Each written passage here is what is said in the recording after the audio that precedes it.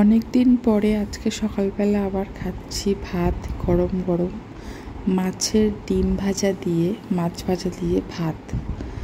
তো কালকে যেহেতু ষষ্ঠী করেছিলাম সারাদিন ভাত খাইনি, আজকে মনটা না ভীষণ ভাত ভাত করছিল। তো সেই জন্য সকালবেলা ঘুম থেকে উঠে ফ্রেশ হয়ে চলে এসেছি মায়ের কাছে। মায়ের কাছে এসে মাম্মামকে আগে খাইয়ে নিয়েছি, তারপরে আমি খেতে বসেছি। তো ভাত দেখে মনে হচ্ছে কতদিন ভাত খাই না। তো যাই হোক, ভাত টাত খেয়ে একটু রেডি হয়ে যাচ্ছি আমাদের মণ্ডপে। আজকে সপ্তমী, তো সবাইকে জানাই শুভ সপ্তমী। সবাই খুব ভালো করে পুজো কাটিও। তো আজকে মণ্ডপে যাচ্ছি। আজকে মণ্ডপে আমাদের খাওয়াবে, 3 দিন খাওয়ায়, সপ্তমী অষ্টমী নবমী। আর এই দেখো চুলটা না বেশ ভালোই লাল হয়েছে। তো চলে এসেছি মণ্ডপে, আর হালকার মধ্যে সেজেছি, কানেরও পরিয়ে দিই। ওই মাম্মাম তো ওদিকে ঘুমাচ্ছে, বাবার কাছে রেখে আমি মা ভাই 3 জনে খেতে চলে এসেছি। ওই এখন বাজে 3টে সাড়ে 3টে নাগাদ। তো এখন একটু ফাঁকা পেয়েছি। তো এর আগে আসলে না ভীষণ ভিড় ছিল। তো যাই হোক, সামনে তো থালা আগেই দিয়ে দিয়েছে। তো এখন চলে এসেছে খাবার। তো ফার্স্টেই পড়ছে পি রাইস। এই রাইসটা খেতে খুব সুন্দর হয়েছিল। এবারে যে কদিন খাইয়েছে প্রত্যেকটা রান্না ভীষণ সুন্দর হয়েছে। তো দেখো, ফার্স্টেই পড়ে গেছে পি রাইস, তারপরে পড়ে গেল ভেজ ডাল। এই ডালটাও খুব সুন্দর হয়েছিল। আর ডালের সাথে তো আলু ভাজা না থাকলে হবেই না, তো ঝরঝরে করে আলু ভাজা। তো এটা খাওয়া দাওয়ার পরে চলে আসলো আলুর দম। আর সপ্তমী অষ্টমী নিরামিষই খাওয়ায়, নবমীতে মাছ মাংস খাওয়ায়। তো তারপরে দেখো চলে এসেছে আনারসের চাটনি আর লাড্ডু। তো তারপরে তো আমি বাড়িতে চলে এসেছি। তো বন্ধুরা, সকাল থেকে তো ক্যামেরার সামনে এসে কথা বলতে পারিনি, কারণ খুবই ব্যস্ত ছিলাম। তারপরে ভাত টাত খেয়ে ওই গেছিলাম ফেসিয়াল করতে, সবাই ফেসিয়াল করলো। তো তারপরে বাড়ি এসে 12টার সময় গেছি, 2টার সময় বাড়ি এসেছি। বাড়ি এসে তাড়াহুড়ো করে স্নান করে গেলাম খেতে। তো এই তো এখন একটু ফ্রি হলাম, ছাদে এসেছি মানে একটু রিলস বানাতে। তো একটা দুটো বানিয়েছি, আর বানাতে পারলাম না। এখন যাব নিচে। আর কালারটা দেখতেই পাচ্ছ কত সুন্দর লাগছে, বেশ ভালোই লাগছে কালারটা। দাঁড়া, রোদ্রে যাই। ছেলে উঠে গেছে, নিচেও ঘুমাচ্ছিল, এই দেখো ভাল লাগছে। তো চলো পরে কথা বলছি। সোনা বাবা নিচে জেগে গেছে, ও মা ডাকছে। সোনাকে ঘুম পাড়িয়ে আমরা গেছিলাম খেতে। তো গরম, মুখ ঘেমে কি অবস্থা হয়েছে। আমি দেখো এক কালার করেছি, মা মেয়ে একই নাইটি, মানে হয়ে গেছে, এটা একই নাইটি, এটা হয়ে গেছে। আর ওর মামা দেখো ভুলুকে আদর করছে। খালি এত গরম, এত গরম কি বলবো। তো এই দেখো, আজকেও একটা নতুন নাইটি পরে নিয়েছি। এরকম প্রিন্টের নাইটি পরার মানে খুব ইচ্ছে ছিল, যে কাকিমার কাছ থেকে নাইটি নিই, তো তার কাছে এটা ছিল, তো এটা নিয়ে নিয়েছি। তো এই প্রিন্টের নাইটিগুলো ভীষণ ভালো লাগে আমার। দেখো প্রিন্টটা। তো আজকে সন্ধ্যাবেলা দেখি একটু ঠাকুর দেখতে যাব বরের সাথে। তো দেখিও, বললো তো আমাকে নিয়ে যাবে, তো বললো তো নিয়ে যাবে। এখন দেখি কি করে। যা গরম পড়েছে, সাজবো কি, মানে যাই হোক, ফ্রেশ হলাম একটু। আর সোনা বাবা তো ঘুম থেকে উঠে গেছে। তো চলো একটু রেস্ট নিই। আর ফোনে আর চার্জও নেই, ফোনটায় চার্জ দেবো। আর কালকের ভিডিওটা এখন এডিট করা হয়নি, সেটা এডিট করবো এখন আমি।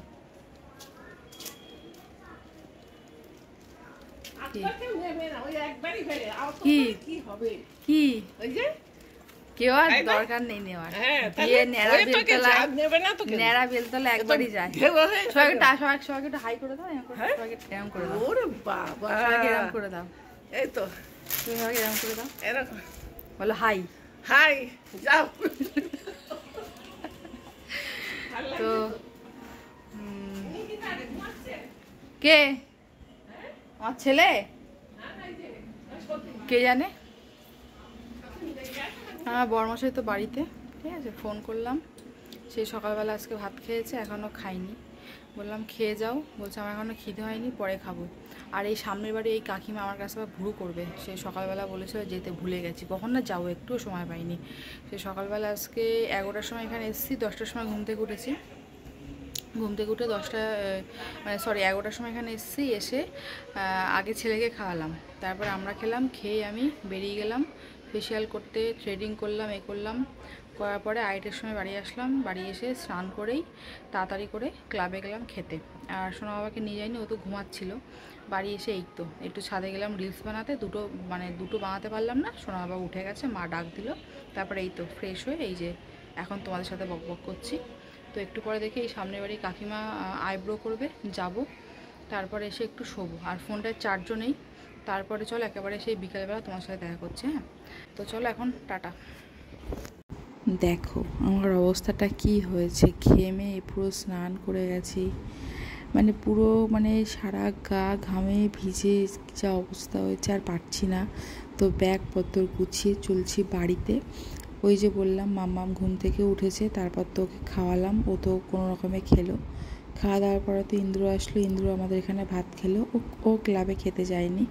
তারপর আমি ইন্দ্রকে বললাম যে তুমি বাড়ি চলো, আমি আর পারছি না এখানে গরমে, এত গরম, আর সোনা বাবাও ঘেমে যাচ্ছে।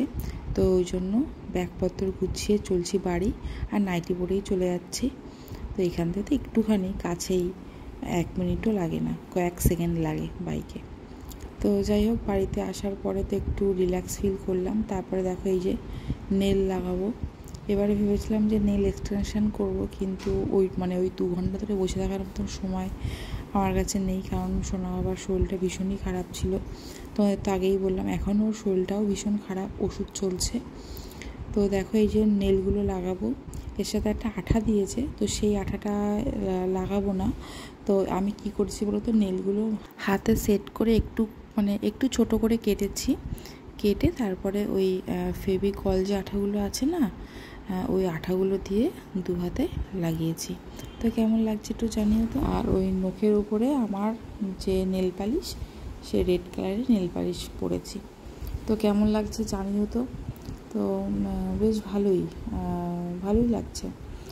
আর এই দেখো 2 হাতে লাগিয়েছি, পা হাতেরটা একটু বড় রেখেছি, আর ডান হাতেরটা একটু ছোট করেছি।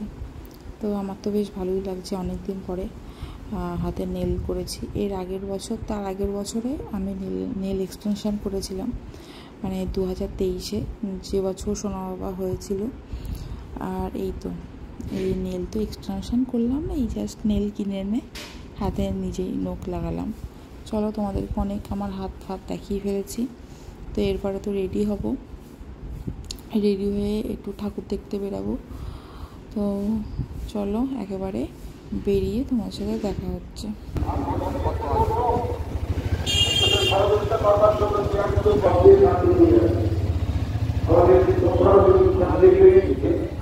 তো এবার আমরা অনুষ্ঠান করেছি, আপনাদের আনন্দ দেওয়ার জন্য।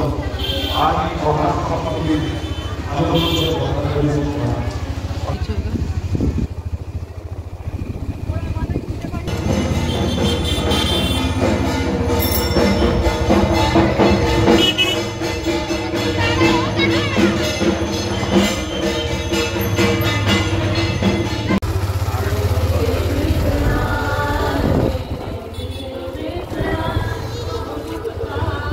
তোমাদের উদ্দেশ্যে ঘোষণা, যদি কিছু চেয়ার আনা যায়, আমাদের মাতৃমণ্ডপের সামনে অনেকেই দাঁড়িয়ে আছে, তাহলে একটু সুবিধা হয়। মনা এবং আনন্দ, তোমরা একটু দেখে নাও। আনন্দ একটু আছে, পার্কে আছে। সমাচার is the correct answer. So team next for team C.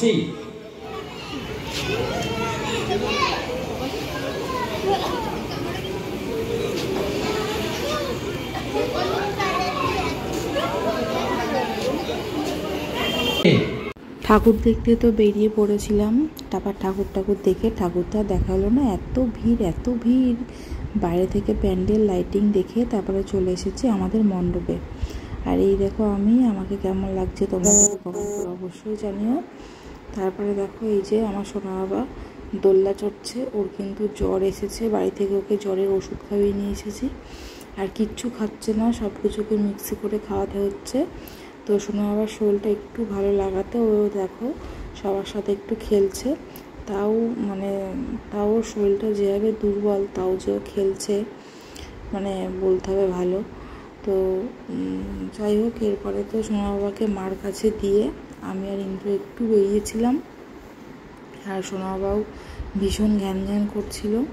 তো তারপরে দেখো চলে এসেছি আমি আর ইন্দ্র ঘুরতে ঘুরতে ওয়াও মোমোতে। আমার একটু মোমো খেতে ইচ্ছে করছিল, ওকে বলছিলাম যে রাস্তার ধারে যে ওই ভ্যানে করে বিক্রি হয় না যে মোমোগুলো, সেইগুলো আমার খেতে ইচ্ছে করছিল। তো ইন্দ্র হঠাৎ দেখে আমাকে ওয়াও মোমোর সামনে আনলো। আমি তো পুরো ওয়াও হয়ে গেছি, মানে ওয়াও মোমোর সামনে এনে পুরো ওয়াও হয়ে গেছি। তো যাই হোক, তারপরে দেখো এই যে 1 প্লেট মোমো অর্ডার দিয়েছিলাম, 4টে স্টিম মোমো আর 4টে তন্দুরি মোমো, দাম নিয়েছে 150 টাকা। খেতে তো পুরো ওয়াও, মানে ওয়াও তো ওয়াই। হ্যাঁ, তো এই দেখো মানে আর পিসগুলো তো ভীষণ বড় ছিল। তারপরে দেখো আমি একটা ফার্স্টে তন্দুরি মোমো ট্রাই করছি, আর এই জায়গাটায় আমার ফিলিংসটা চোখ ফোক বন্ধ করে দারুণ ছিল।